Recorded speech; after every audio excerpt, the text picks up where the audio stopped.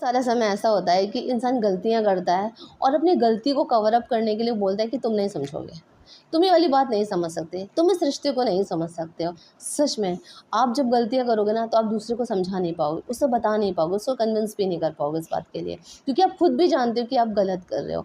इसी तरीके से बाइबल में दृष्टांत है। यीशु मसीह जब सामरी स्त्री से बात कर रहे थे ना, तो यीशु मसीह ने सामरी स्त्री से बोला, जा अपने पति को बुला कर ला। उसने कहा कि मैं बिना पति की हूँ। यीशु मसीह ने कहा, सच में तू सही कह रही है, क्योंकि तू 5 पति कर चुकी है और जिसके साथ रह रही है वो पति भी तेरा नहीं है। तो जब सामरी स्त्री ने इस बात को सुना तो वो विश्वास कर गई कि सच में ये मसीह है, क्योंकि सच में आप सबसे छुपा सकते हो पर यीशु मसीह से कुछ भी नहीं छुपा सकते, प्रभु से कुछ नहीं छुपा सकते, वो सब कुछ प्रभु के सामने रखा हुआ है आपके। पर आप इतनी गलतियाँ क्यों हुई उससे? 5 पति उसने करे, छठे के साथ रह रही, वो भी उसका नहीं, और दुनिया में वो एक्सेप्ट भी नहीं कर पा रही है किसी के सामने पर। क्यों हुई उससे गलती? मैं ये सोच रही थी, पर फिर मेरे मन में एक वर्स आई। वचन में लिखा हुआ है कि जो पुरुष है उसका सिर कौन है? मसीह है।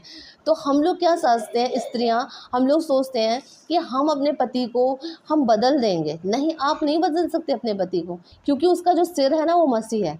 आपको बदलने के लिए ना, और पूरे बॉडी का सिस्टम जिस चलता है सर से चलता है। अगर आप चाहते हो कि आपका पति बदल जाए ना, आप प्रभु की उपस्थिति में बैठ जाइए, क्योंकि उसका पति का सिर ही मसीह है। अगर आप उसके प्रभु की उपस्थिति में बैठ जाएंगी, प्रार्थना में बैठ जाएंगी ना, आपका पति ऑटोमेटिक चेंज हो जाएगा। आपको परिवर्तित होने की ज़रूरत है। सच में पर मसीह का वचन जो है ना, परमेश्वर का वचन है ना, वो दूसरे को पे बाद में कार्य करता है, पहले आपके ऊपर कार्य करता है। तो पहले आप परिवर्तित होइए, आपका पति भी बदल जाएगा, आपका घर बदल जाएगा, आपका घराना बदल जाएगा।